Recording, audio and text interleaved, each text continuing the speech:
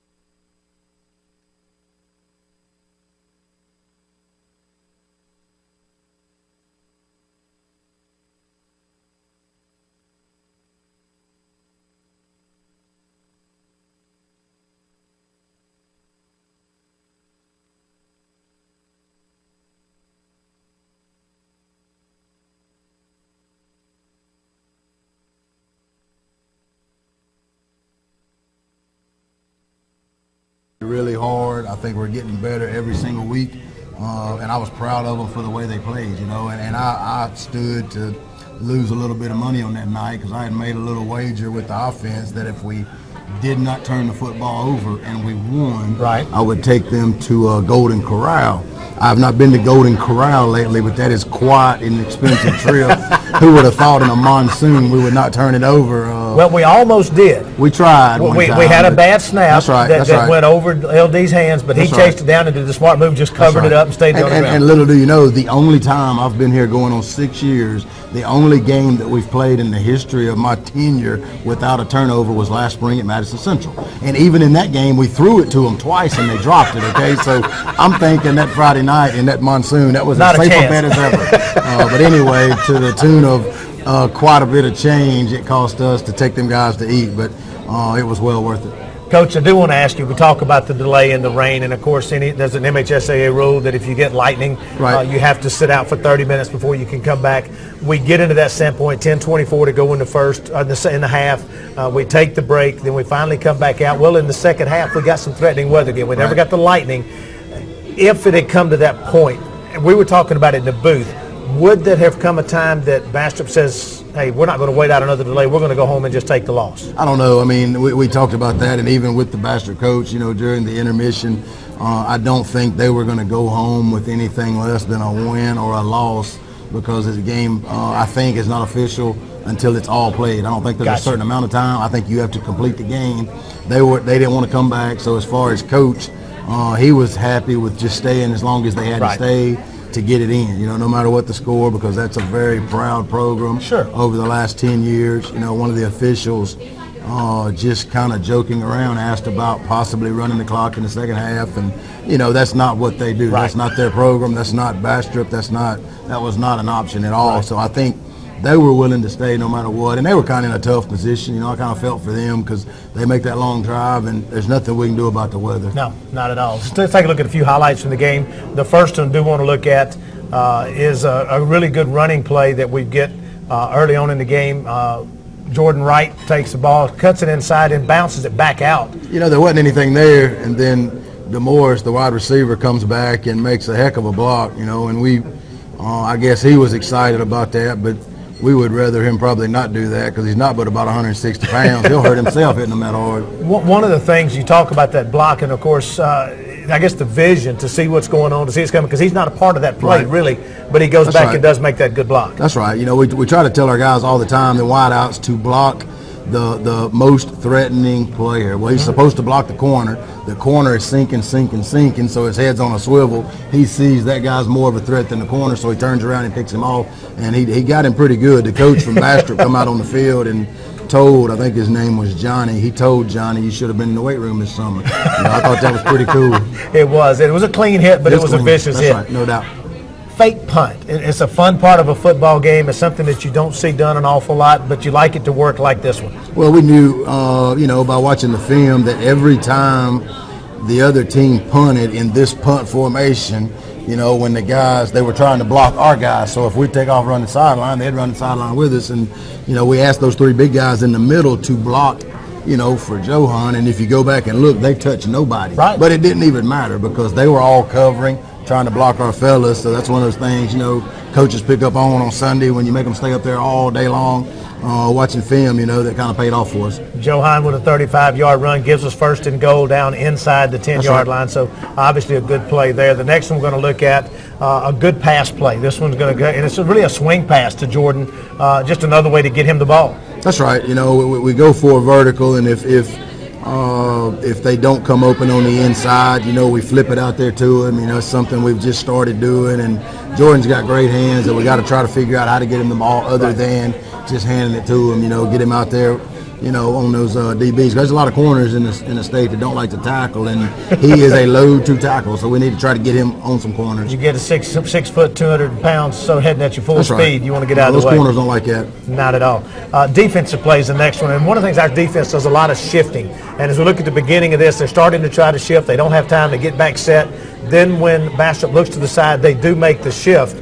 Our guys, our defensive coaches do a great job of breaking down the other team's opponent. We knew going into the game where we wanted Nathan Goodman to sit. We wanted him to sit opposite the back in this formation, to the back in this formation. So he knew where he was supposed to be, and they would try to move around, and we'd move around off of what they do. But that's, I think, where our guys are at their best, is trying to figure out what the other team's going to run out of what formation, and if we figure that out, we're going to move our guys around. It's just a chess match. He ends up making a sack, but I called this one a coverage sack because really the quarterback had plenty of time. That's right. He had nobody to throw to, and Nathan kept going, ended up making the sack. Their guys did a great job pass pro, but at the same time, Nate did a great job of keeping him in the pocket and not giving up on the play. He continued to rush. There's a spin move right there at the end where he spins right into the fella. So, it's really a good play. Next one to look at is a play that we've seen pretty frequently the last 3 weeks now, and it's just a handoff, simple play off the right side. Jordan gets it and takes it 30 yards. We're getting better. That's our inside zone where we read the backside and got a couple options off of it. It's taken us a little while. It's one of those things that people tell you if you If you're going to run it, you need to run it. You need to stick with it. You need to believe in it, and eventually your guys will catch on. And we've experimented with it in the past and never stuck with it, and it's something that we are going to keep running, and we are going to try to get the defense to flow one way, and use their momentum to block themselves, And if you notice, he starts out to the left a little bit. He bends it back to the right.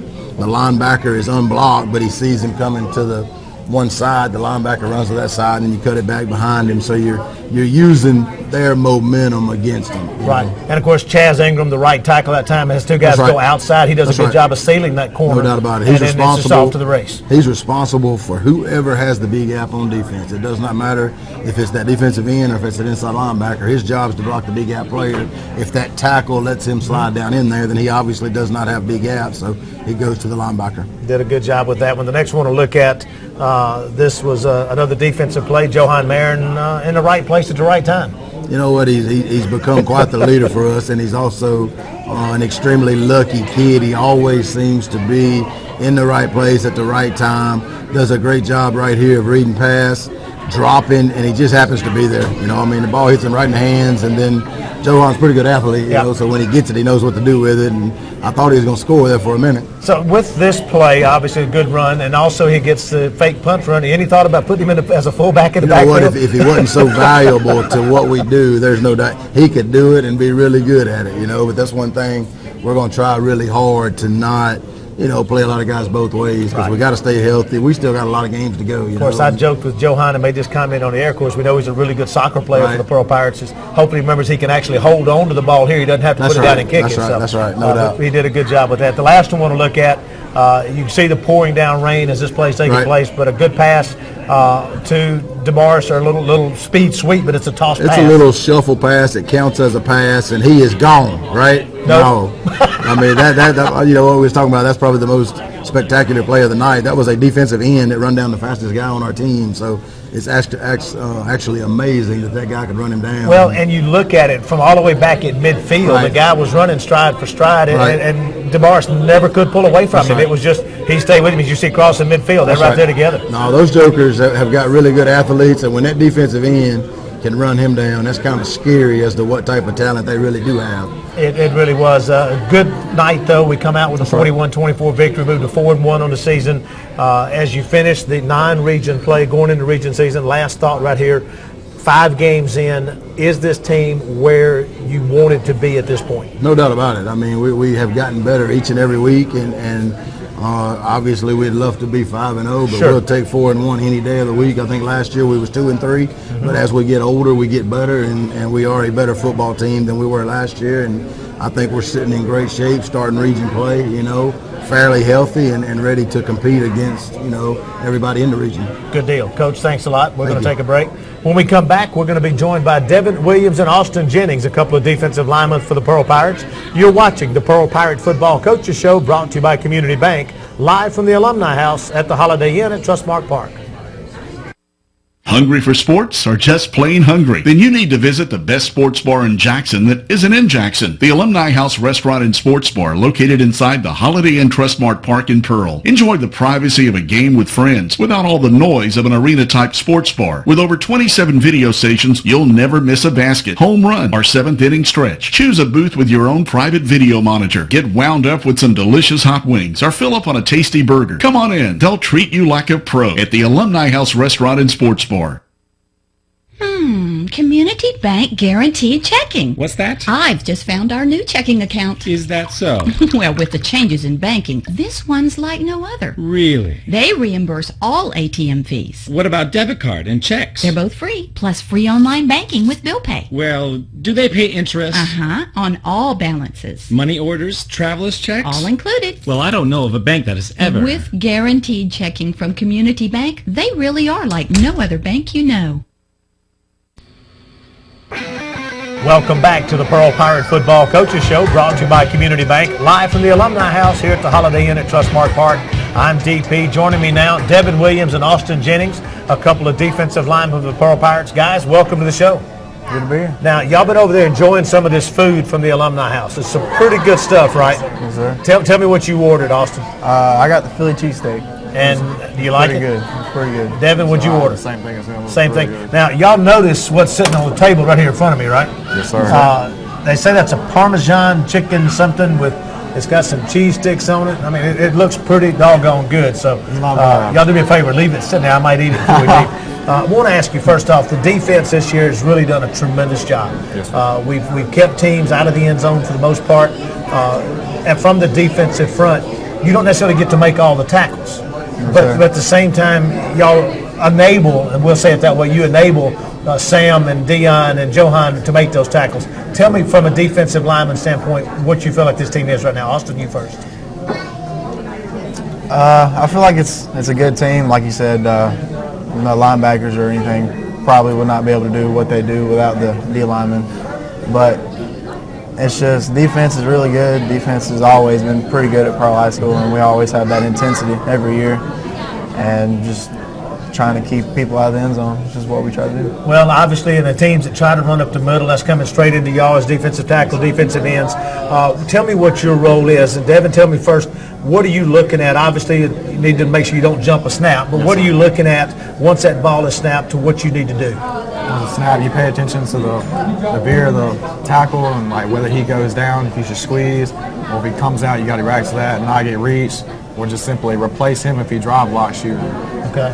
And then make sure you don't run upfield. That's never good. You make a big hole and makes it harder on the rest of the defense. Now, one of the things as a defensive lineman that you always love to do is sack the quarterback. Yes. So anytime you see that quarterback dropping into the pocket, you know he's getting ready to try to throw a pass.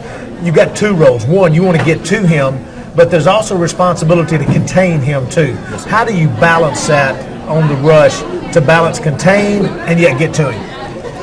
The biggest part would be our rule on defense is to stop the run first and then go get the pass. So if we see the quarterback dropping back and we can go make the tackle without him running it, then we can do that. But if we see a chance of him running, trying to scramble for some yards, we can't let him do that. So somewhat a controlled aggression, if you will, as you're going in. Now, you're going up against a team, and I was watching practice some the other day, and I noticed Coach World really doing a lot of work on you on a double team. We're expecting Neshoba Central to do a double team. What do you do? What is your technique when you got two offensive linemen, say, coming up on you? What are you going to try to do, Devin? Stay low, fight back, give everything you got, and if they outpower you, fall down. Make a big pile and make it harder for the running back to go over. Just put a lot of bodies on the ground, make a big obstacle for him. So bottom line is if they can't move you out of the way, if you can stop it up there, he's got to go somewhere else. And you got 10 other guys out there then to take over. Yes, sir. What do you look at with the Neshoba Central? How do you like our chances tomorrow night? I think we have pretty good chances. If defense and offense both play like we did either at the Brandon game or even last game, I think it'll be a good game. Now, last week we gave up 3 touchdowns. We had only given up 2. The defense had only given up 2 in the first 4 games. We gave up 3 last week. Does that kind of make y'all mad? Yes, it really made us It really does make us We were mad. so upset because we were out of the game, not many points scored, and then we go to average now a touchdown per game. And we had a very low average. So tomorrow night, Neshoba Central could be in trouble. We hope to have a big goose egg up there at the end I of the like game. it. I like it. Devin Williams and Austin Jennings, 2 defensive linemen for this Pearl Pirate team. We're going to take a break. When we come back, Coach John Perry will join me once again, and we'll look at Neshoba Central and what the secrets will be to the Pearl Pirates coming out with victory number 5 on this 2013 season. You're watching the Pearl Pirate Football Coaches Show, brought to you by Community Bank. Hungry for sports or just plain hungry? Then you need to visit the best sports bar in Jackson that isn't in Jackson. The Alumni House Restaurant and Sports Bar located inside the Holiday Inn Trustmark Park in Pearl. Enjoy the privacy of a game with friends without all the noise of an arena-type sports bar. With over 27 video stations, you'll never miss a basket, home run, or 7th inning stretch. Choose a booth with your own private video monitor. Get wound up with some delicious hot wings or fill up on a tasty burger. Come on in. They'll treat you like a pro at the Alumni House Restaurant and Sports Bar. Community Bank Guaranteed Checking. What's that? I've just found our new checking account. Is that so? Well, with the changes in banking, this one's like no other. Really? They reimburse all ATM fees. What about debit card and checks? They're both free, plus free online banking with bill pay. Well, do they pay interest? On all balances. Money orders, traveler's checks? All included. Well, I don't know of a bank that has ever. With guaranteed checking from Community Bank, they really are like no other bank you know. Welcome back to the Pearl Pirate Football Coaches Show, brought to you by Community Bank, live from the Alumni House here at the Holiday Inn at Trustmark Park. Joining me once again, head coach John Perry. Coach Perry, tomorrow night we're going to take on Neshoba Central. We'll begin region play. We'll enter region play 4-1 on the season. Neshoba Central's coming into this game 0-4. But the records, again, don't always indicate. They played their arch rival, Philadelphia, a couple weeks ago. What do you look at with this Neshoba Central team? When you see an 0-4 record, you know Coach Friend. What are you looking at with this team? Well, it's tough because, we do have a relationship, and we have played them for a long time. When I was at Kosciuszko, they were in the division with us.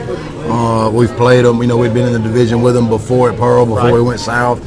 And they are struggling a little bit. It goes back to probably the summer. They lost their quarterback to Madison Central. And they are a young football team, and they are struggling a little bit right now. But, that's the tough thing about athletics is, as a coach or as a player, you know that anybody can beat anybody. I mean, those guys are probably not going to go 0-10. They're going to win some ball games. They've just gotten off to a slow start, and they are struggling a little bit. But, all it takes is to cure their ills would be a big win over Pearl at our place, and I guarantee you they're right back on a track because everybody's 0-0 going into division play. They ain't lost a game yet in division, so, they're going to come ready to play, I can assure you. Let's talk a little bit about the region. This is the first year we've moved back to the north. We've got teams now, Neshoba Central, we've got Canton, we've got Lanier, we've got Callaway, Vicksburg, Ridgeland, and Germantown. We move out of the south, away from West Jones, Brookhaven, Wayne County, some of the top teams in 5A from the south. When you look at that, can you afford to say that maybe it's an easier region than what we have been in? I don't know. I think anybody can look at those regions, and if you had your druthers, you'd rather be in the one we're in. It doesn't take somebody to with a whole lot of intelligence to figure out that region we come out of. When you take some of the teams out they took and replace them with the Laurels, the Natchez, the Pearl River Centrals, that have come on here of late. That is a tough region. I would not wish that on anybody. No way in the world I'd wish that on myself. So, yeah, I'm glad we're in the region we're in. Our region is going to be highly competitive as well. If you look at Ridgeland, who's kind of been running the region as of late, those jokers are going to be really good. Germantown is probably one of the fastest growing schools in the state. They're going to be really good. Callaway's got 4 committed to Ole Miss, so they're going to be good. I've seen a little film on Vicksburg. They're much improved over last year. So, it's going to be a tough region. It's not like you're going to walk in and just run away with every single game. That's not going to happen, But it is, I think, a little better than playing Wayne County one week. West Jones, Pearl River Central, Laurel. It's a little better than that. Let's look at this Neshoba Central team a little bit, coaches. I've watched some of the game film, looked at some of their stats. It appears to me there are basically 3 guys on this team that you've got to contain or slow down in order to stop them offensively. It's going to be their quarterback, number 17. It's going to be their running back, number 20, and number 1, who's going to be a receiver and a running back. What do you look at with this team, and how do you stop them? They've done a little bit different stuff every single week. One week they're this, one week they're this. So getting ready for them, you really don't know.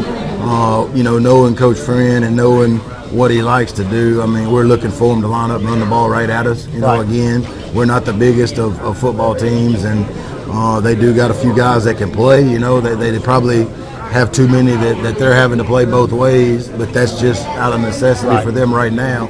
So sometimes they get off to pretty good starts, and you can tell their guys get tired, because they're having to play both sides of the ball. But, those guys right there can play with the best of them, you know. So we know we got to tackle well. We know they're going to run right at us, so we got to get up in there and try to stop the run.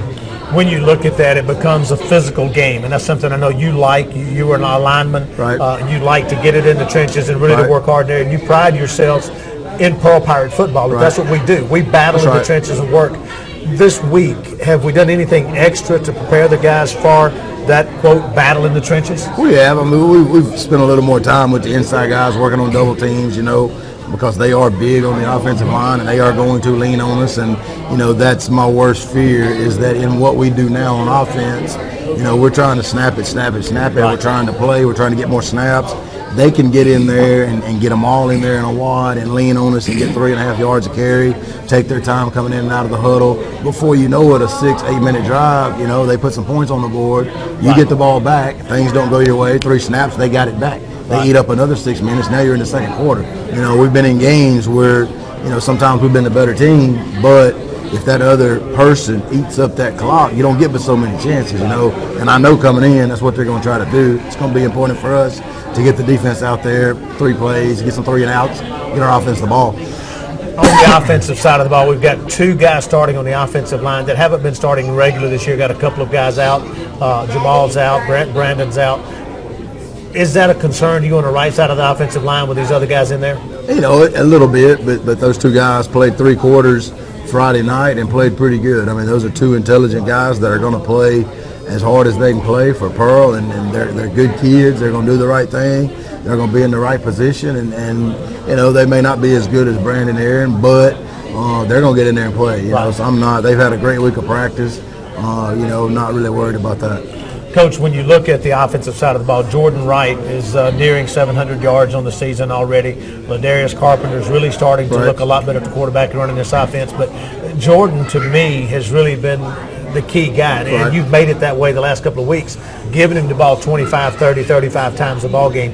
Is that something that we can expect to continue to see as long as we can get Jordan the ball and give him these holes, just giving him 5, 6, 7, 8, 10 yards, just let him run the ball? No doubt about it, and I think that's a direct correlation of the offensive line. I was watching the end zone copy today of our game against Bastrop, and there were some holes in there that, honest to goodness, I could have run through. I mean, there were holes that were 5 feet wide. Now, he does a great job of hitting that hole, and then he can break 3 or 4 tackles when I'd probably get tackled. But the offensive line has gotten better and better and better. Thomas Cameron has come in and done a fantastic job for us, kicking out on the edges, pulling on the traps and stuff like that.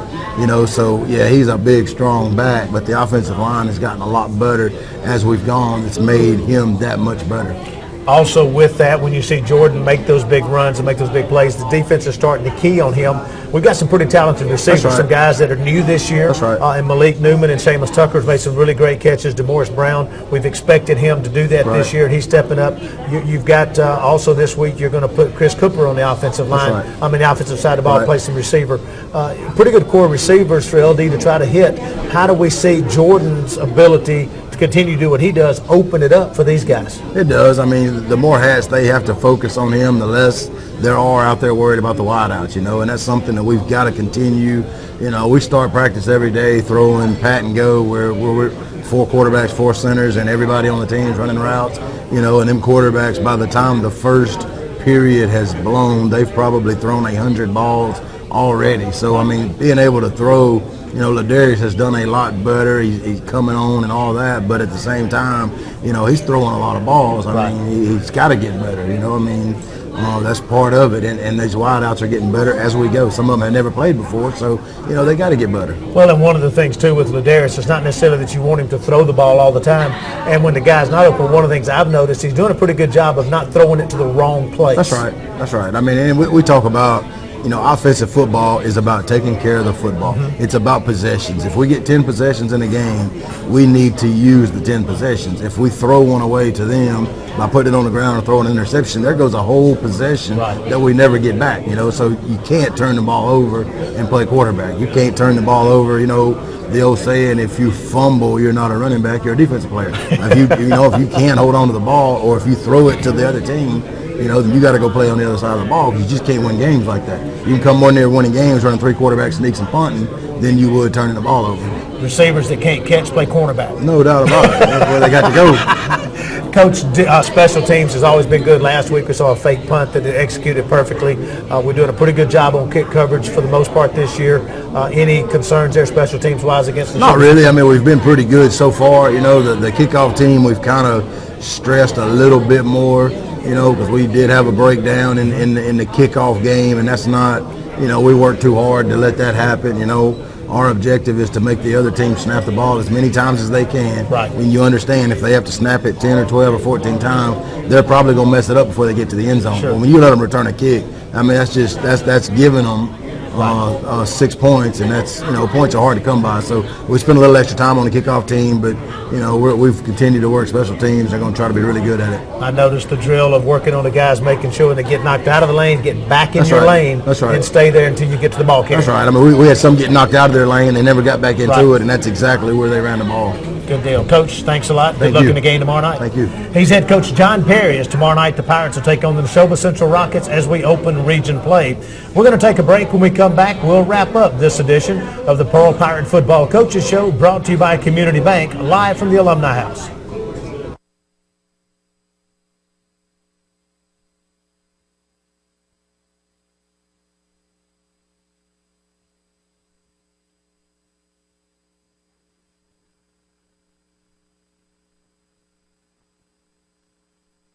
Hungry for sports or just plain hungry? Then you need to visit the best sports bar in Jackson that isn't in Jackson. The Alumni House Restaurant and Sports Bar, located inside the Holiday Inn Trustmark Park in Pearl. Enjoy the privacy of a game with friends without all the noise of an arena-type sports bar. With over 27 video stations, you'll never miss a basket, home run, or seventh inning stretch. Choose a booth with your own private video monitor. Get wound up with some delicious hot wings or fill up on a tasty burger. Come on in. They'll treat you like a pro at the Alumni House Restaurant and Sports Bar.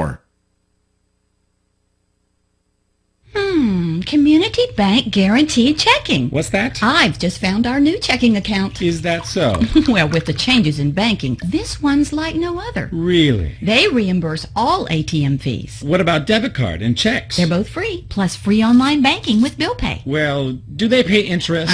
On all balances. Money orders, traveler's checks? All included. Well, I don't know of a bank that has ever... With guaranteed checking from Community Bank, they really are like no other bank you know.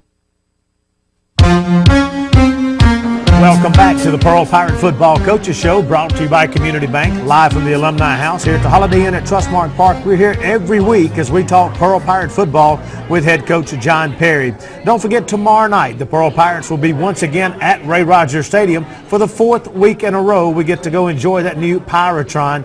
We begin region play this week. We're 4-1 overall.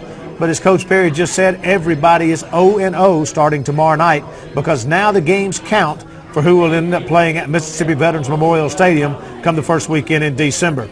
Game time is scheduled for 7 p.m. tomorrow night. Our broadcast will begin at 6 p.m. with High School Game Day, hosted by Kristen Wyndham, Bryant May, along with Greg Flynn. Then at 6:30, Justin Bennett will join me in the booth. We will break down tonight's game, give you the keys to what we think it will take for the Pearl Pirates to come out 1-0 in region play tomorrow night.